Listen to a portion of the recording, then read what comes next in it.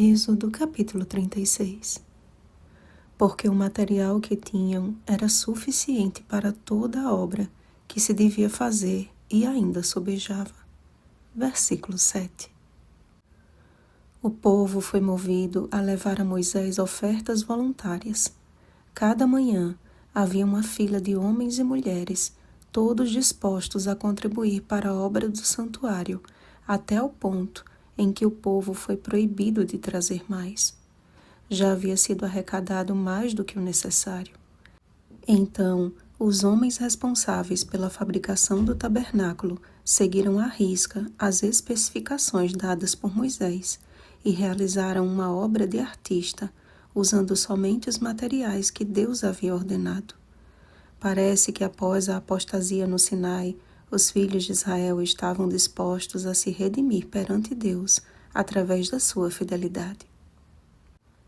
Falar sobre mordomia e fidelidade com relação aos nossos recursos financeiros tornou-se para muitos como um tema ofensivo ou até mesmo apelativo. O discurso monetário da maioria das igrejas protestantes, apontando a prosperidade material como sinal do favor divino, acabou por transformar uma doutrina bíblica e sagrada em uma fonte desonesta de dinheiro fácil.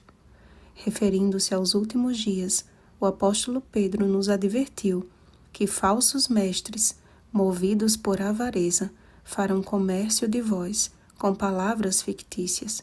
Para eles, o juízo lavrado a longo tempo não tarda, e a sua destruição não dorme.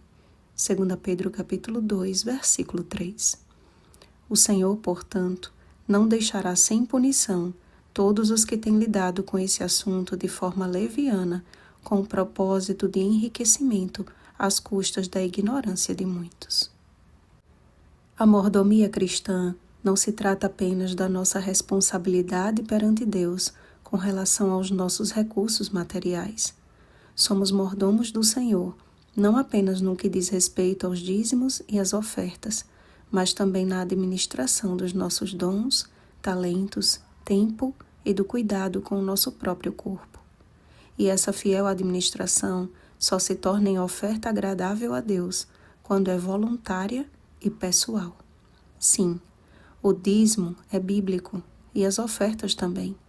Leia Malaquias capítulo 3, versículos 9 e 10, 2 Coríntios capítulo 9, versículo 7. Mas a devolução dos dízimos e das ofertas por interesse, como uma espécie de barganha com Deus, com a finalidade de enriquecimento ou favor, não corresponde ao propósito da fidelidade financeira que o Senhor espera de seus filhos. Somos, por natureza, egoístas, e isso por si só, amados, é um excelente motivo pelo qual o Senhor pede que lhe devolvamos parte dos nossos recursos. Ao pedir aos filhos de Israel que ofertassem de coração disposto voluntariamente, Êxodo capítulo 35, versículo 5, fica bem claro que Deus nunca exigiu e nunca irá exigir nada de nós sem o nosso consentimento. Dizimar e ofertar é um ato de adoração, e Deus só é verdadeiramente adorado quando colocamos o nosso coração em tudo que lhe devolvemos e oferecemos. Notem que a primeira obra feita para o tabernáculo foram as cortinas que o envolveriam, a sua cobertura e o seu pavimento. Da mesma forma como os santuários do Espírito Santo, 1 Coríntios capítulo 6, versículo 19, necessitamos ser envolvidos e cobertos com as vestes brancas da justiça de Cristo, sobre o sólido e dourado pavimento de sua palavra. Quando permitimos que o Espírito Santo seja o nosso instrutor no estudo das Escrituras, ele ilumina nossa mente e nos conduz ao conhecimento crescente do amor de Deus na pessoa de Jesus Cristo, e é esse conhecimento que nos impulsiona a adorá-lo com tudo que temos e somos. Quando olhamos para a cruz, para o sacrifício supremo do nosso Salvador, quando entendemos que ali estava a mais perfeita oferta, que no contraste daquele fatídico e salvífico dia a nossa salvação foi garantida, a fidelidade se torna a resposta de um coração que é impelido a adorar ao Senhor em espírito e em verdade. João capítulo 4, versículo 23. E mesmo que a nossa vida neste mundo se resuma a privações e dificuldades, como os antigos patriarcas, aspiramos a uma pátria superior, isto é, celestial.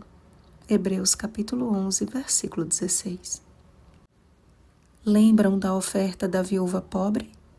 Da sua pobreza ela ofereceu a riqueza de um coração cheio de sinceridade e gratidão, e suas 2 pequenas moedas foram reconhecidas por Jesus como mais do que o fizeram todos os ofertantes. Leia Marcos capítulo 12, versículos 41 a 44. O Senhor nos convida à verdadeira adoração, meus irmãos. Que sejamos prósperos em Cristo, segundo a riqueza da sua graça. Efésios capítulo 1, versículo 7. Oremos, amados. Nosso Pai mantenedor, nós te agradecemos por tua abundante graça que nos envolve a cada manhã e nos convida a te adorar em verdade na beleza da tua santidade. Que nossos tesouros, nossos talentos, nosso tempo, nosso templo, que é o nosso corpo, estejam sempre diante do teu altar, como oferta voluntária proveniente de um coração guiado pelo Espírito Santo. Porque reconhecemos que pertencemos a ti, que tudo vem de ti e das tuas mãos te damos, Senhor. Em nome de Jesus. Amém. Vigiemos e oremos. Um bom dia da preparação, ricos da graça de Cristo. Oremos pelo batismo do Espírito Santo. Oremos uns pelos outros. Rosana Garcia Barros.